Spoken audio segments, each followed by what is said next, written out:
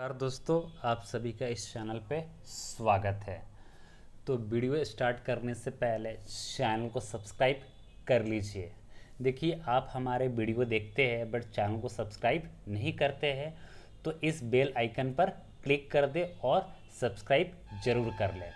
तो आज का जो वीडियो है कि जो ये सद्भाव इंजीनियरिंग लिमिटेड कंपनी है, वे लगातार ये शेयर क्यों गिर रहा है, तो आज इसी के बारे में बात किया जाएगा।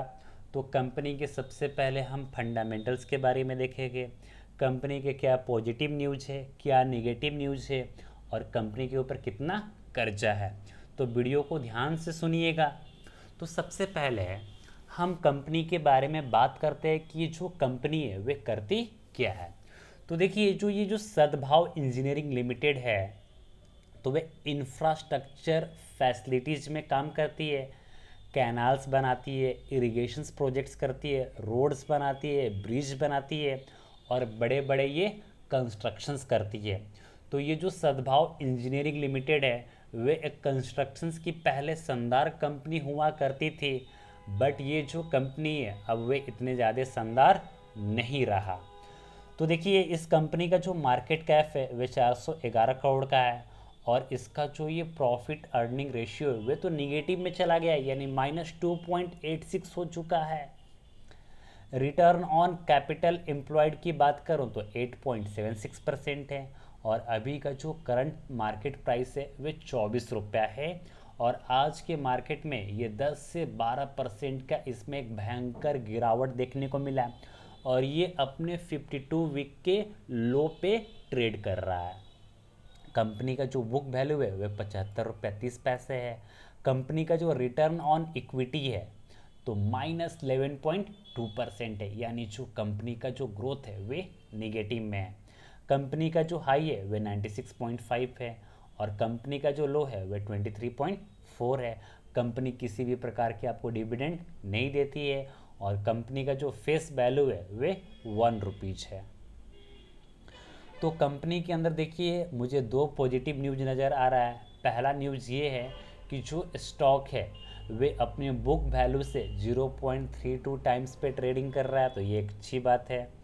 जो कंपनी के जो डिबेटर डेज होते हैं वे थोड़ा सा इम्प्रूव हुआ है, यानी 38.62 से बढ़कर 26.71 हो गया है, तो ये कंपनी के लिए अच्छी बात है। कंपनी में देखिए बहुत सारे निगेटिव न्यूज़ है। देखिए, company has a low interest coverage ratio, यानी जो कंपनी का जो कवरेज रेशियो है इंटरेस्ट वे काफ़ी लो है। कंपनी का जो सेल्स है वे काफ़ी ज़्यादा पुअर सेल्स है। लास्ट के 5 ईयर्स में देखा जाए तो -11.21% का निगेटिव है, यानी कंपनी का जो सेल्स है वे बहुत ही ख़राब है। कंपनी का जो रिटर्न ऑन इक्विटी है पिछले 3 साल में इसने कुछ नहीं दिया है, तो यहाँ पर भी इससे अच्छा आप सेविंग अकाउंट में रख देते तो आपका पैसा सुरक्षित रहा। इसके पास जो लाइबिलिटीज़ है वे 518 करोड़ का हो चुका है, ये भी एक निगेटिव न्यूज़ है। और कंपनी के जो प्रमोटर्स है उन्होंने जो अपना जो शेयर है वे 94.65% गिरवी रख दिए हैं। Earning include and other income is 353 crore है, तो ये बहुत ही खराब है। और कंपनी का जो क्वार्टरली रिजल्ट है, तो सबसे पहले मैं सेल्स की बात कर लेता हूँ। देखिए, जो कंपनी का जो सेल्स है 2019 में 1472 का था, 2019 में 1238 हो गया, 2019 में 938, दिसंबर 2019 में 681, मार्च 2020 में 629, जून 2020 में 384, सितंबर 2020 में 541, दिसंबर 2020 में 696 करोड़, मार्च 2021 में 623 करोड़, जून 2021 में 398, सितंबर 2021 में 337 करोड़, और दिसंबर 2021 में 517 करोड़ का सेल्स है। यानी इस कंपनी का जो सेल्स है वे निगेटिव में है। और देखिए, जब आपके कंपनी का जब सेल्स कम होंगे तो आपके जो एक्सपेंसेज है वे भी कम होगा। बट कंपनी का जो ऑपरेटिंग प्रॉफिट है मार्च 2019 में देखिए 238 करोड़ का ऑपरेटिंग प्रॉफिट था, जून 2019 में 348 करोड़ का प्रॉफिट ऑपरेटिंग प्रॉफिट था, सितंबर 2019 में 328 करोड़ का ऑपरेटिंग प्रॉफिट था। और धीरे धीरे यहाँ से जो कंपनी का जो ऑपरेटिंग प्रॉफिट है वे भी डिक्रीज करता जा रहा है। ठीक है, कंपनी जो इंटरेस्ट है वह कम हो चुका है, क्योंकि जब आपके कम सेल्स हो गए तो कम इंटरेस्ट। और कंपनी का जो नेट प्रॉफिट है मार्च 2019 में देखा जाए तो कंपनी का जो नेट प्रॉफिट था -27 करोड़ है। जून 2019 में -8 करोड़ का, सितंबर 2019 में -16 करोड़ का है, दिसंबर 2019 में -70 करोड़ का है, मार्च 2020 में 887 करोड़ का है। यानी कंपनी का जो सेल्स है वहाँ पर तो डिक्रीज हुआ था, बट इसके जो नेट प्रॉफिट में है यहाँ से आपको इजाफा नज़र आ रहा है। तो 2020 में जो कंपनी है वे काफ़ी ज़्यादा हाई प्राइस पे ट्रेड कर रही थी। देखिए कंपनी का जो नेट प्रॉफिट है वे 887 करोड़ का है, तो अपने आप में एक बहुत ही एक अच्छी बात है। जून 2020 में -94 करोड़ का नेट प्रॉफिट है, सितंबर 2020 में -41 करोड़ का है, दिसंबर 2020 में -24 करोड़ का है, मार्च 2021 में 4 करोड़ का नेट प्रॉफिट है, जून 2021 में -110 करोड़ का नेट प्रॉफिट है, सितंबर 2021 में -64 करोड़ का है, दिसंबर 2021 में 26 करोड़ का प्रॉफिट है। तो देखिए जो कंपनी है वे बस मार्च 2020 में अच्छा की थी और फिर दिसंबर 2021 में थोड़ा बहुत अच्छा की है। तो जो कंपनी के जो लॉसेज है वे तो रिकवर हो गए।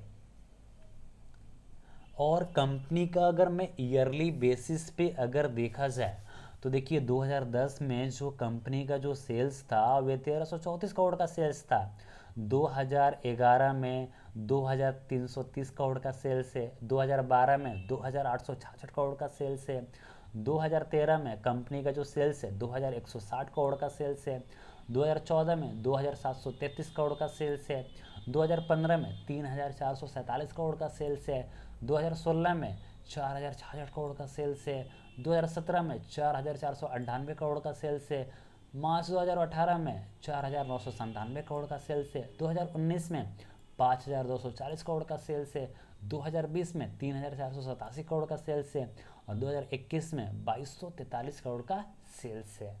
तो देखिए 2020 के कंपेयर में और 2021 में कंपेयर देखा जाए तो सेल्स यहाँ पर डिक्रीज हुआ है, बट देखिए जो कंपनी का जो सेल्स है वे इंक्रीज तो हुआ है, बट लास्ट के 3 साल से देखा जाए तो कंपनी का जो सेल्स है वे इतना अच्छा नहीं रहा है। और देखिए कंपनी का जो ऑपरेटिंग प्रॉफिट है वे भी 247 रुपया से बढ़कर देखिए 2016 में 1002 करोड़ का ऑपरेटिंग प्रॉफिट हो गया और धीरे धीरे यहाँ पर ऑपरेटिंग प्रॉफिट बढ़ा है। मार्च 2020 के बाद से जो ऑपरेटिंग प्रॉफिट है उसके अंदर भी मुझे डिक्रीजमेंट होता हुआ नज़र आ रहा है। और कंपनी के अगर मैं नेट प्रॉफिट की अगर मैं बात करूं तो देखिए 2010 में 36 करोड़ का नेट प्रॉफिट था, 2011 में 93 करोड़ का नेट प्रॉफिट था, 2012 में 122 करोड़ का नेट प्रॉफिट है, 2013 में 7 करोड़ का नेट प्रॉफिट है, 2014 में 44 करोड़ का नेट प्रॉफिट है, 2015 में -175 करोड़ का नेट प्रॉफिट है, 2016 में -103 करोड़ का प्रॉफिट है, 2017 में -54 करोड़ का प्रॉफिट है, मार्च 2018 में -3 करोड़ का प्रॉफिट है, मार्च 2019 में 21 करोड़ का प्रॉफिट है, मार्च 2020 में 793 करोड़ का प्रॉफिट है, मार्च 2021 में -155 करोड़ का नेट प्रॉफिट है। यानी कंपनी का कंपाउंडेड भी ठीक ठाक नहीं है। जो कंपाउंडेड प्रॉफिट ग्रोथ है वे थोड़ा सा टर्म टू टर्म देखा जाए तो इंक्रीज हुआ है, बट लास्ट के 5 ईयर्स में देखा जाए तो निगेटिव में, 3 ईयर्स में भी देखा जाए तो निगेटिव में। स्टॉक प्राइस का जो CAGR है वे काफ़ी ज़्यादा खस्ता हाल है। रिटर्न ऑन इक्विटी की बात किया जाए तो ये भी निगेटिव में, इससे अच्छा मैं सेविंग अकाउंट में फिक्स कर देता या FD कर देता।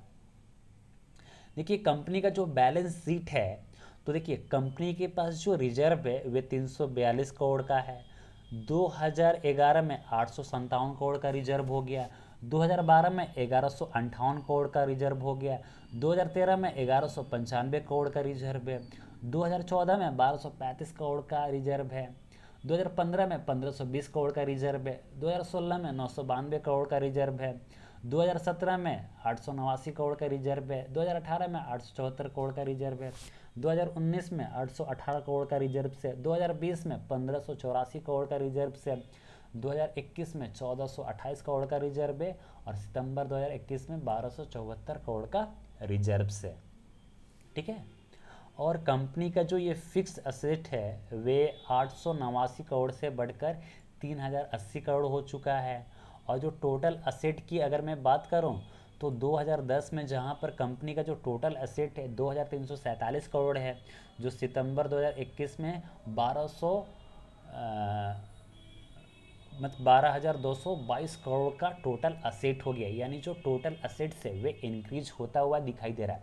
तो आप मुझसे पूछिएगा कि जो कंपनी के जो रिजर्व्स है वे तो काफ़ी अच्छा खासा है, तो फिर भी इस कंपनी के जो शेयर प्राइस है वे नीचे की तरफ क्यों गिर रहे हैं। देखिए, कंपनी के पास जो बड़ा रीजन है वे कंपनी के ऊपर 2010 में जो कर्जा था 1455 करोड़ का कर्जा था, 2011 में 2007 करोड़ का कर्जा है, 2012 में 3487 करोड़ का कर्जा है, 2013 में 4564 करोड़ का कर्जा है, 2014 में 5572 करोड़ का कर्जा है, 2015 में 6963 करोड़ का कर्जा है, 2016 में 9001 करोड़ का कर्जा है, 2017 में 10,080 करोड़ का कर्जा है, 2018 में 10,056 करोड़ का कर्जा है, 2019 में 11,143 करोड़ का कर्जा है। बट यहाँ पर देखिए ध्यान से, 2019 में जो कंपनी के पास जो कर्जा था वे 1141 करोड़ का कर्जा था, बट 2020 में इसको डिक्रीज कर दिया है, 6,768 करोड़ का कर्जा है, 2021 में 7,103 करोड़ का कर्जा है, सितंबर 2021 में देखा जाए तो 5,906 करोड़ का कर्जा है। यानी जो कंपनी है वे अपने जो कर्जा है उसको धीरे धीरे कम कर रही है। तो आप इस शेयर्स में आप अभी इन्वेस्ट मत कीजिएगा, क्योंकि देखिए कंपनी के ऊपर अभी भी 5,906 करोड़ का कर्जा है। तो कंपनी का जो कर्जा है वे 1455 करोड़ के आसपास आने दीजिए, तभी इस कंपनी के अंदर आप इन्वेस्ट कीजिएगा। अभी आप इन्वेस्ट कीजिएगा तो आपके लिए रिस्की होगा। और मुझे लगता है कि अगर कंपनी का अगर इसी तरह से अगर लॉसेज होता रहेगा तो जो कंपनी का जो प्राइस है वे आपको 5 से 6 रुपया या 3 रुपये के लेवल पे भी आपको दिखाई देता हुआ नज़र आ सकता है। कंपनी का जो नेट कैश फ्लो है वे 2021 में देखा जाए तो कंपनी का जो नेट कैश फ्लो है ये अपने आप में एक अच्छी बात है। ठीक है। रेशियो की अगर देखा जाए तो वही मतलब मुझे तो अच्छा नज़र नहीं आ रहा है। और प्रमोटर्स के पास देखिए, जो प्रमोटर के पास जो शेयर होल्डिंग का जो पैटर्न है वे 44.63% है। और जो एफ है पहले इनके पास 13.36% का स्टेक हुआ करता था, जो इसको एफ है वे घटाकर 3.37 कर दिया। यानी जो फॉरेन इंस्टीट्यूशंस इन्वेस्टर है अब इस कंपनी के अंदर इंटरेस्ट नहीं रहा। जो डी है वे जहां पर 25.51% का स्टेक था, जो इसको घटाकर उन्होंने कर दिया है 14.50% स्टेक। और मुझे लगता है कि जो ये जो डी है और ये जो एफ है ये माल बेचने की कोशिश करेंगे। देखिए, क्योंकि कंपनी के ऊपर जो कर्जे है वे काफ़ी बढ़ चुका है, पहले के मुकाबले कम किया है, बट कंपनी के ऊपर जो कर्ज है वे काफ़ी ज़्यादा है। तो देखिए किस तरह से फॉरेन इंस्टीट्यूशनल इन्वेस्टर और ये जो डोमेस्टिक इंस्टीट्यूशनल इन्वेस्टर्स है ये शेयर्स को बेचने की वजह से, जब ये कंपनी जब 96 रुपये पे जब ट्रेड कर रहा था तो इस प्राइस को पूरी तरह से मैनिपुलेट किया गया। और आपको देखिए, अगर एक समय कंपनी का अनाउंसमेंट हुआ था, जब कंपनी का जब फेस वैल्यू 10 रुपीज़ था, तो जब 1 रुपया हुआ था तो उसके हिसाब से देखा जाए 52 वीक के हाई से यानी 960 रुपया बनता है। कितना रुपया? 960 रुपया। क्योंकि अभी कंपनी का जो फेस वैल्यू वे 1 है, तो अभी भी अगर इसका प्राइस देखा जाए तो 24 रुपीज़ है, यानी 10 से मल्टीप्लाई करूँ, यानी अभी ये जो प्राइस है इसका 240 रुपया है, यानी मैं 10 रुपीज़ फेस वैल्यू के हिसाब से मैं बात कर रहा हूँ। तो देखिए 960 रुपया के लेवल से जो एफआईज और डीआईज है किस तरह से रिटेल इन्वेस्टर्स को इन्होंने लूटा है पूरी तरह से। और देखिए इसमें बेचारे जो रिटेल इन्वेस्टर है वे बुरी तरह से फंस चुके हैं। जून 2019 में 14.59% का स्टेक्स था, जो 2022 में जो पब्लिक के पास है वे 37.51% का स्टेक हो चुका है। यानी जो ऑपरेटर है उन्होंने रिटेल इन्वेस्टर को बुरी तरह से लूट लिया है। तो अभी आप इस कंपनी पे इन्वेस्ट करना चाहते तो आप इस कंपनी से अभी दूर रहिए। जब कंपनी का जब क्वार्टरली रिजल्ट और जब कंपनी के जब कर्जे 1400 करोड़ के आसपास आ जाए तब आप इस कंपनी को, जब इस कंपनी के ऊपर आप इसमें बाई कर सकते हैं। मैं अगला जो मैं वीडियो बनाऊंगा मैं आपको ज़रूर इन्फॉर्म करूंगा, बट इसको चैनल को आप सब्सक्राइब कर लीजिएगा। जब कंपनी के जब फंडामेंटल एवरीथिंग जब सही हो जाएंगे तो मैं आपको उसमें रिकमेंडेड करूंगा कि इसको आप किस प्राइस पे आप बाई कर सकते हैं।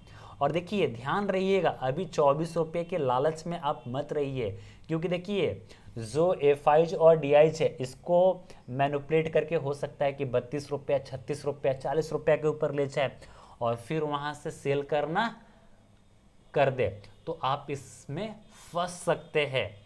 और देखिए मुझे लगता है कि इसी तरह से अगर कंपनी का अगर चलता रहा तो ये 5 से 6 रुपया या 3 रुपया में आपको इस कंपनी का जो शेयर प्राइस है वे ट्रेड करता हुआ नज़र आएगा। तो आप अभी इस कंपनी से आप दूरी बना कर रखें, आप इन्वेस्ट ना करें। अगर आप इसमें फंसते तो वे आपका रिस्क होगा। वीडियो अच्छा लगा हो तो चैनल को सब्सक्राइब कीजिए और दोस्तों के साथ शेयर करना ना भूलें। जय हिंद, जय भारत।